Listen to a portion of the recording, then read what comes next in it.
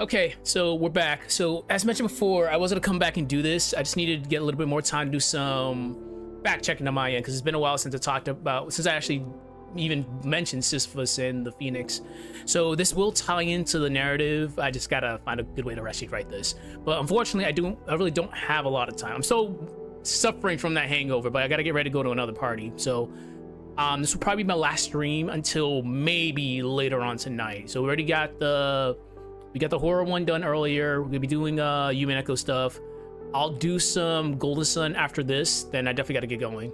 So let's get right to it while this is still fresh in my mind. Alright, so just for clarification's sake, we've talked about the parallels between Psyche and Eros and Diana's descent into the underworld. So now we'll be talking about Sisyphus and the Phoenix. Okay. Again, it's like, unless you really need to talk about mythology, like, it's hard to like retain information. Like, there's a lot of stuff happening. It's a lot of information. Okay. I had to speed run my workout too, so I need to get this done. Okay. Section 6.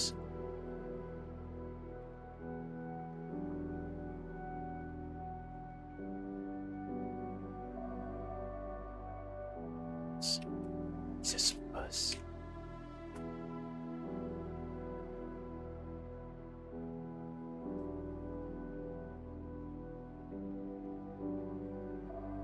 All right, how the hell? No, I have an idea how I'm gonna write this. I just gotta think about this.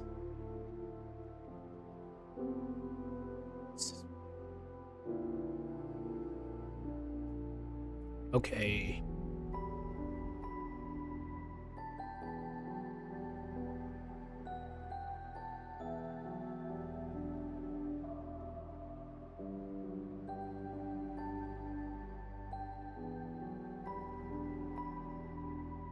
This is definitely good that I'm taking a very different approach from my normal lore videos. This is definitely different. Because we normally do real world parallels, but doing myths is actually kind of, it's a very interesting angle.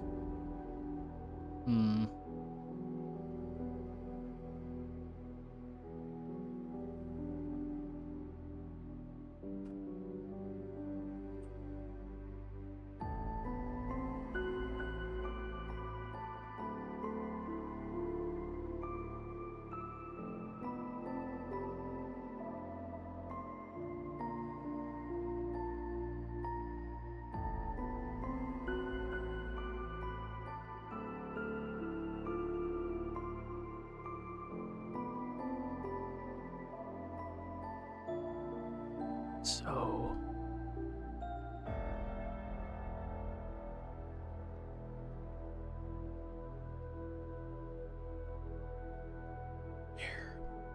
I honestly have like 30 minutes, but this is good. We can get a lot done in like 30 minutes, but we'll just got to just go in.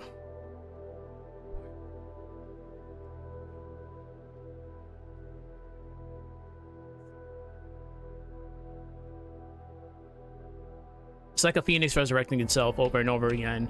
Valor repeats cycles of denial, confrontation. Yeah, it actually is like Sisyphus. And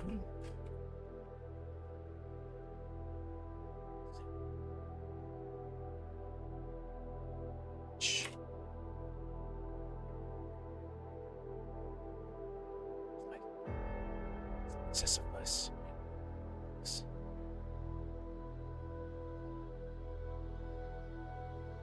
For you people that aren't familiar with the myth, Sisyphus would push the boulder uphill and fail every single time, and you would have to reset every single time.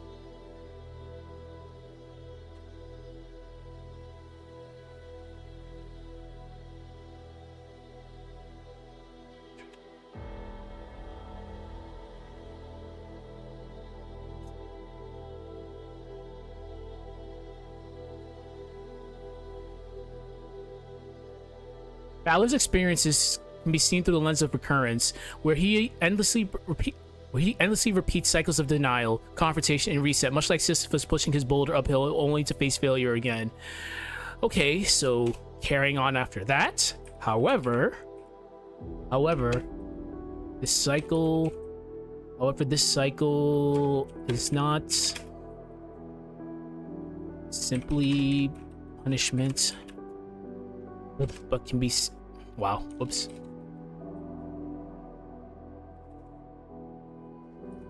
Let's see.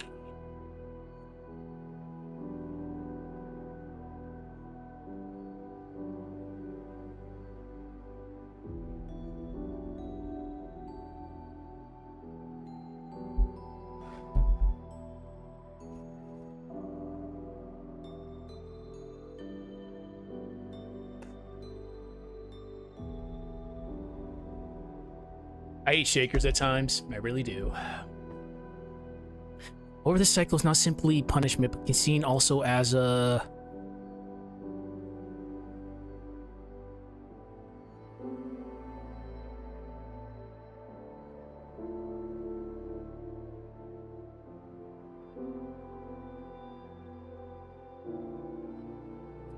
I think this can work.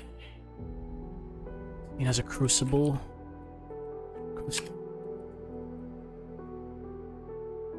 Transformation. Crucible transformation.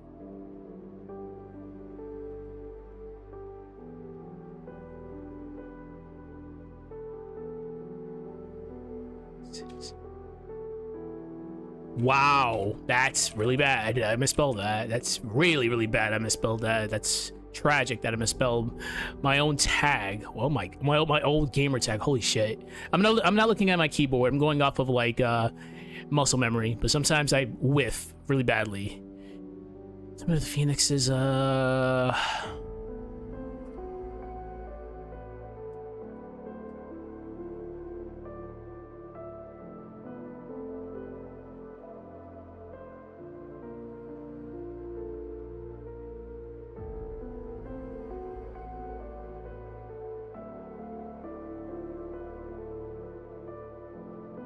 in this case, a painful end can make way to a new beginning.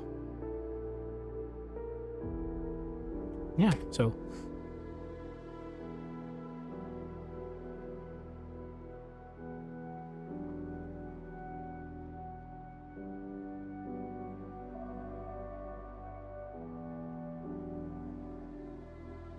Okay.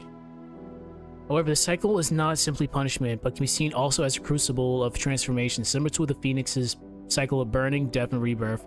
Painful endings that can make new beginnings. Okay, I like that. I cannot spell right now. I cannot spell to save my life right now. Holy shit, I cannot spell right now. I love it. Okay. So... going off of that, this layering, this symbolic layering, actually, the symbolic layering, emphasizes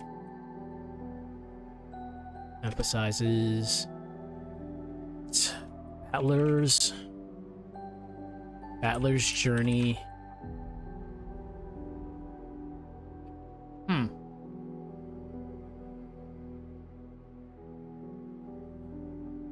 That Battler's journey isn't... It's not a...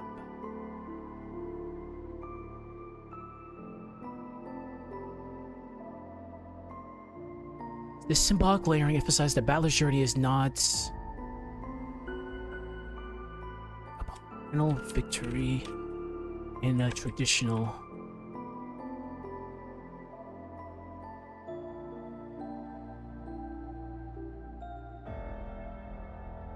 sense.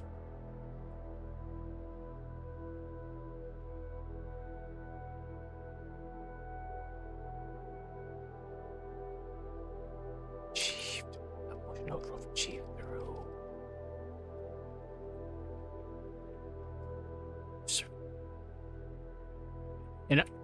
And I mentioned it before, the amount of stuff that he has to go through throughout these games or game boards is absolutely like ridiculous.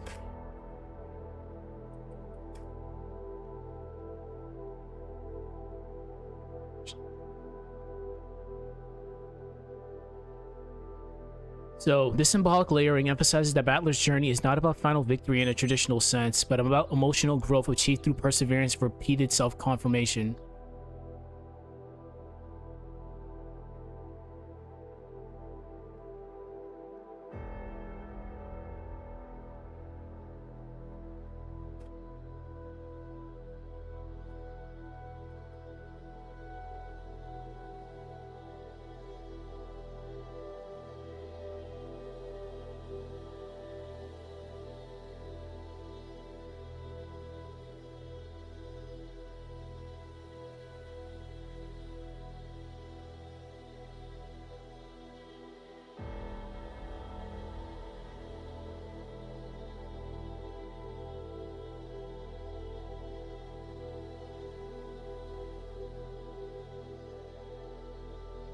This is gonna be a fun. This is a interesting angle I'm going with. This could be funny explaining this one, but we got this.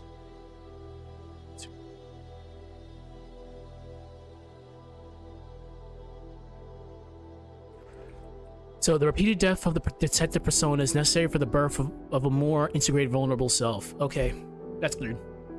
Let's see what I have so far. I can't ignore Beatrice in this, so I need to talk about Beatrice. Okay, so we have obviously the introduction.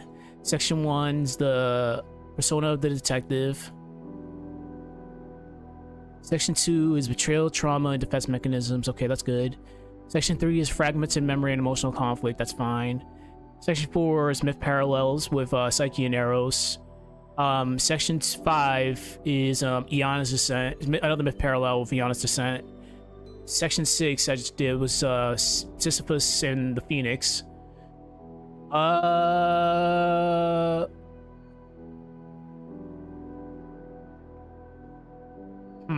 Okay, we can talk about Beatrice, I guess. Well, oh, yeah. Okay, I know exactly what to do here. All right, we're about to cook, I think. Yeah, we're definitely about to. We're gonna cook for like the next 15 minutes before I gotta get going. Again, whoever requested this, thank you for requesting this. I was eventually gonna do a Umineko video once I had a little bit more. It was probably gonna be in the next following batch of videos I was gonna do, but I was planning on doing a Umineko video, but requests take top priority. So, all right, looks like we're doing this one, but this one's gonna be funny. It's gonna be funny just because I'm doing a very different angle from what I normally do. Okay, so I know exactly what to talk about in regards to Beatrice because I didn't talk about this when I did her video months ago. So, section 7. And bear with me. I'm about to cook.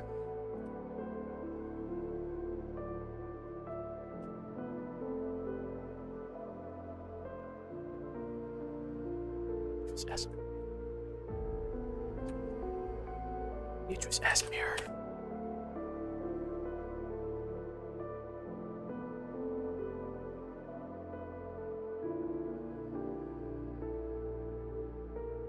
All right, so I'm gonna be completely silent for the next 5 minutes because I'm gonna try to remember everything that from that outline that I was supposed to put in that video that I completely forgot about. So just bear with me.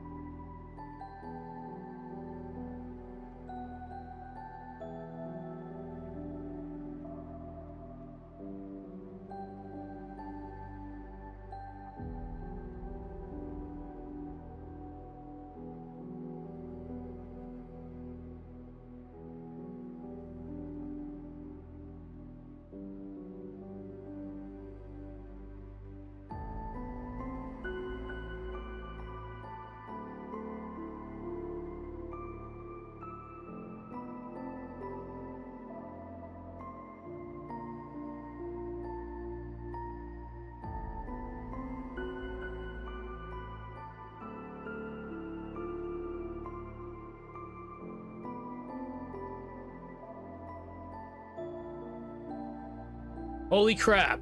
Holy crap. That was intense. Holy shit. That was I like this. I like this. That was very intense. Woo! Wow. All right, let's actually read this. Valor, sorry. Beatrice as a mirror. The witch is not the enemy. Beatrice is often viewed as the antagonist. Functions primarily as the emotional mirror to Battler's inner conflict, embodying his guilt, love, and the suppressed truths he refuses to face. Their conflict is a battle not of logic and fantasy, but of emotional repression and against acceptance, where Beatrice's persistent challenges Battler to confront his own pain and memories.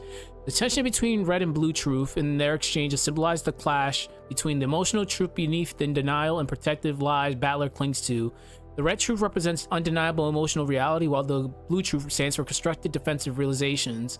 The moment Battler, and I quote, acknowledges Beatrice, represents an act of recognition and emotional acceptance, breaking the mask of skepticism and acknowledging a shared humanity. Holy shit! Damn, that was actually a hard one to actually write. Wow. I was definitely cooking there. Fuck, how much time do I have left? Not that much. Holy shit. Okay. So let's look at what we have so far. I gotta do this again. Again, guidelines. We can't do any crazy theories. No Shikana / Yasu rabbit hole. Like, my mind cannot handle that now. That's just too much. It's been a bit since I actually went over that, but for the sake of this video, that doesn't apply. The Shikana and Yasu rabbit hole does not apply. Focusing more on Battler as a whole, we aren't doing episodic lore, more so approaching things from a different perspective, which we normally do on this channel anyways. So we did an introduction about the mask of the skeptic, the persona of the detective, section 2 is betrayal, trauma and defense mechanisms, 3 is fragmented memory and emotional conflict, 4 is a mythological parallel, which this is new to this channel that we're doing, Psyche and Eros, another mythological parallel, which is Yana's descent into the underworld. Section 6 is Siphius in the Phoenix motif. And we just did Beatrice as a mirror, which is not the enemy. Okay. I wonder.